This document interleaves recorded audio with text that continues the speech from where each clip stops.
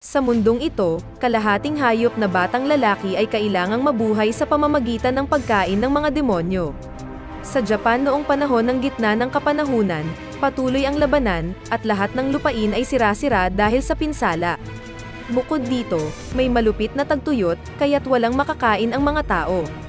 Sa kalagayang ito ng kasindak-sindak, isang dukhang at mahinang babae ang dahan-daang naglalakad sa mga marurupok na daan ng walang sapatos. Ang babae ay buntis, ngunit wala siyang kasama na makakatulong sa kanyang mga anak. Pumunta siya sa isang templo at literal na itinulak ang sanggol palabas ng mag-isa. Pagkatapos, dumarampi siya dahil sa sobrang sakit ng karanasang iyon. Bigla, isang halimaw ang umatake sa kanila, kaya't kinuha ng babae ang isang palakol at pinatay ito, bagamat siya rin ay mahina at nagugutom. Pinakain niya ang sanggol gamit ang huling natirang gatas sa kanyang dibdib.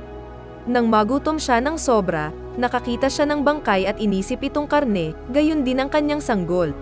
Maaari niyang lutuin ang maliit na bagay na iyon at kainin, ngunit hindi niya ito ginawa upang iwasan ang tukso.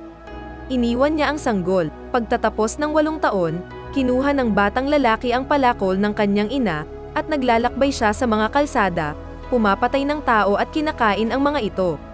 Oo, ang batang iyon ngayon ay may pananagutan. Narito, inaatake niya ang isang inosenteng pamilya at pumapatay ng lahat ng kalalakihan sa kanila, pagkatapos ay kinakain niya sila. Isang araw, natagpuan niya ang isang walang kalaban-labang monghe sa isang tulay, at naghanda siya na gawin ang kanyang hayop na tungkulin dito, ngunit labis na bihasa ang monghe para sa kanya. Madali niyang iniwasan ang kanyang mga atake at tinanggal ang kanyang sandata. Natanto ng monghe na ang batang iyon ay isang kumakain ng tao, at hindi pa ito marunong magsalita ng tulad ng normal na tao. Binabangungot niya ang batang lalaki at dinala ito sa isang kuweba. Doon, nagluto siya ng masarap na pagkain para dito, at kinain ito ng batang lalaki ng parang asong gutom. Sinabi ng monghe na hindi layunin ng tao ang pumatay ng kapwa kundi ang magtulungan. Pagkatapos, binigyan niya ang batang lalaki ng higit pang pagkain bilang kapalit. Pinilit niya ang batang lalaki na basahin ang kanyang sinaunang mantra ng Budismo. Nagtagumpay ang batang lalaki na magsalita para sa unang pagkakataon, kahit mantra ito na hindi niya nauunawaan. Pagkatapos, ibinigay ng monghe ang pagkain at pinangalanan siyang Ashura. Tinuloy ng monghe ang kanyang paglalakbay, at sumunod si Ashura sa kanya. Nang magdaan ang mga bata at isang lalaking nagngangalang Sikhiro ng hating gabi, nagdadala sila ng troso patungo sa kanilang nayon. Isang bata ang sumubsob sa pagod, kaya't tinulungan siya ni Ashura. Ngunit pinagtulak siya ni Sikhiro. Isang malaking ibon ang sumalakay sa bata na wala sa katinoan, kaya't nilabanan ito ni Ashura at pinaalis. Bilang kapalit, binigyan siya ng kaunting pagkain ni Shiro. Sinasabi ng ibang bata na parang aso siya, at tinuloy ni na Sikhiro at ng mga batang kasama ang pagdadala ng troso. Dumaan sila sa isa pang nayon, ngunit binato sila ng ilang bata ng mga bato at hinihingi ang bayad para payagang magpatuloy. Wala nang mapambayad si Sikhiro, kaya't binato sila ng mga bata ng higit pang mga bato.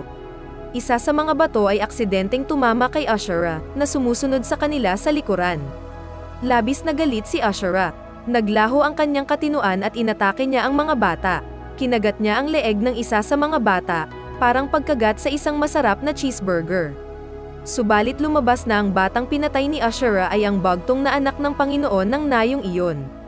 Dumating ang Panginoon kasama ang kanyang mga gwardya at nagtanong kung sino ang gumawa nito. Nang malaman niya na si Ashura ang salarin, hinabol niya ito sa buong nayon at sa mga burol.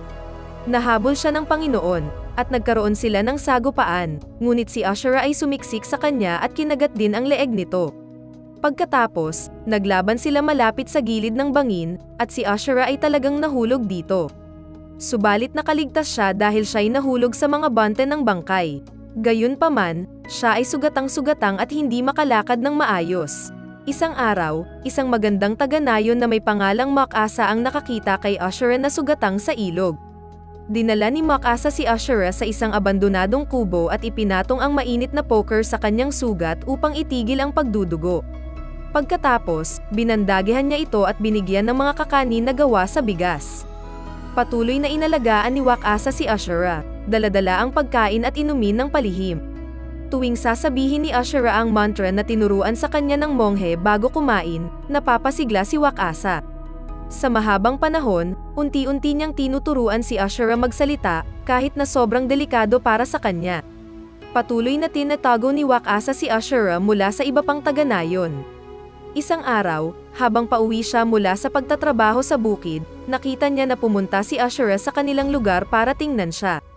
Pagkatapos ay dinala siya nito sa isang liblib na lugar sa bundok na walang nakakakita sa kanilang dalawa.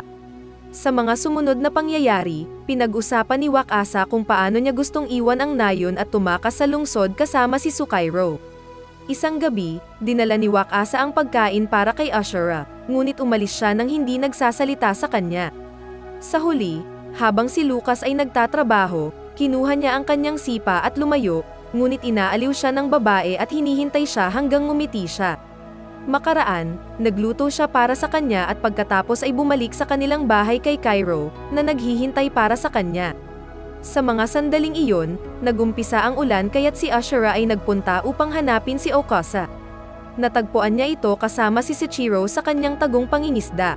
Habang sila'y nag-uusap tungkol sa kanilang plano na tumakas mula sa nayong iyon, naging seloso si Ashura. Kaya't kinuha niya ang palakol na nasa labas at pumasok. Sumampa siya at sinaktan si Cairo, sugatang ito. Pagkatapos ay sinimulan ni Ashura ang pagtama ng lupa sa sobrang frustrasyon. Galit na galit kay Ashura si Okasa at sigaw-sigaw sa kanya, tinatawag siyang demonyo at lahat ng masama. Lalo pang naging lungkot si Ashura. Iniwan niya ang nayon habang paulit-ulit na sinasabi ang salitang, demonyo. Sa gabing iyon, bumagsak ang isang malaking landslide mula sa mga burol at sinira ang buong nayon. Nakaligtas si Ashura dahil wala na siya roon. Mga ilang oras pagkatapos, dumating ang parehong monghe sa nayon at nakita ang kamatayan at pinsalang naganap doon. Nagdasal siya ng kaunting dasal kay Buddha. Pagkatapos, nakatagpo niya si Ashura, na umiiyak at nagsasabing mas mabuti pa sana kung hindi siya isinilang. Labis na nagulat ang monghe na ngayon ay marunong nang magsalita si Ashura. Patuloy na sinasabi ni Ashura na hindi siya tao kundi demonyo. Kaya't sinugod niya ang monghe, ngunit nasugad siya ng monghe at sinabi na may pusong tao si Ashura. Kinuha ng monghe ang palakol ni Ashura at tinaga ang sariling braso bilang sakripisyo kay Buddha. Nag-aalok siya ng kanyang braso para kainin ni Ashura, ngunit napagtanto ni Ashura na ayaw niyang kumain ng karne ng isang taong kilala niya ng personal, kaya't tumakas siya. Samantala, si Wakasa at ang kanyang ama ay nanganganib dahil sa pagguho ng lupa na Samira sa kanilang mga taniman, at wala silang makain. Nagmungkahi ang isa sa mga taga-baryo sa ama na ibenta si Wakasa ng mataas na presyo kapalit ng pera para mabuhay, ngunit sinigawan siya ng ama ng lalaki, sinasabing hindi niya ipagpapalit ang sariling anak. Habang si Kasa ay lumalabas upang humingi ng pagkain, wala siyang natatanggap, at kahit si Sakiro ay hindi makatulong sa kanya. Sa paglipas ng panahon, pareho nang humihina si Wakasa at ang kanyang ama, sila ay nagsisimula ng mamatay. Sinusubukan ni Sakiro na kunin ang ilang pagkain mula sa kanilang grupo, ngunit gutom din ang iba pang mga bata, at sila'y binubugbog sa halip.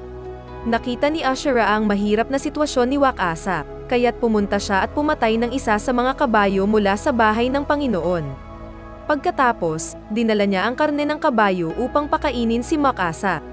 Nang malaman ng Panginoon na buhay pa si Ashura at patuloy na pumapatay ng kanyang mga kabayo, tinawag niya ang lahat ng taga-baryo na para hanapin siya. Inalok niya ng malaking dami ng bigas ang sinumang makapatay kay Ashura. Naghanda rin ang ama ni Wakasa na sumama sa paghahanap, ngunit sa kasamaang palad ay si Ashura mismo ang pumasok sa kanilang tahanan at inilagay ang karne ng kabayo sa harap nila.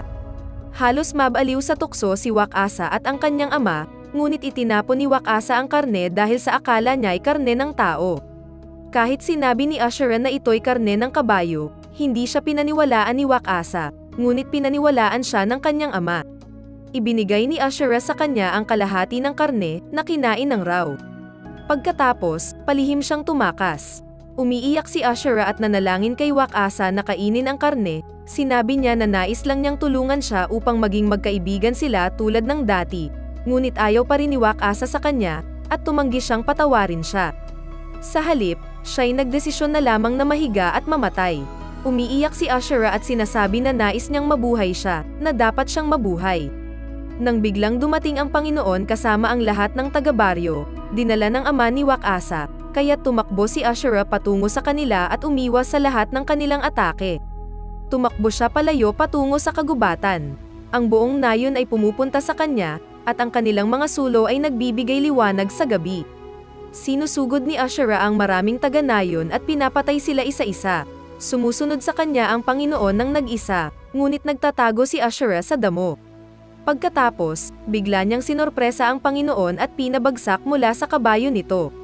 Ang buong eksena ay parang huling laban sa Sakura, ngunit mas hindi dramatiko. Pero siguradong sinulo ni Ashura ang Panginoon, na biglang bagsak at namatay nang walang pangalawang life bar. Ang noob na si Ashura ay tumakas habang patuloy pa ring sumusugod ang mga taga-nayon sa kanya. Nagtagumpay siyang hulihin siya sa isang sira-sirang tulay, at sinunog ito mula sa magkabilang dulo. Kaya tumakbo si Ashura patungo sa isa sa mga dulo at parang si Legolas na sumemplang, ngunit walang silbi, at siya'y nahulog.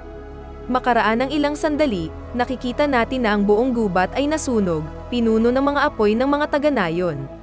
Sa huli, dadalhin ng alagad ni Sekiro at ng bata ang bangkay nito palayo. Sa kanilang paglalakbay, nakakita si Sekiro kay Ashura, ngunit wala sa kanilang dalawa ang gumawa ng anuman sa isa't isa. Sila'y nagdaan lamang. Sa huli, pareho silang may kani-kanyang hinanakit. Maraming taon ang lumipas, at si Ashura ay lumaki na at isang monghe na rin ngayon. Gumagawa siya ng mga imahe ng Buddha mula sa kahoy, habang sinasabi ng pangunahing monghe na natutunan ni Ashura kung paano mabuhay sa kabila ng lahat ng mga problema na kanyang pinagdaanan. Ito ang nagpapaganda sa kabuuan ng tao. Sa post-credito eksena, nakikita natin na ang lupain ay hindi natuyot at nagdurusang sakit. Ngayon, ito'y Lantian at sagana. Malalaking lungsod ay sumulpot, at tila masagana ang mga tao.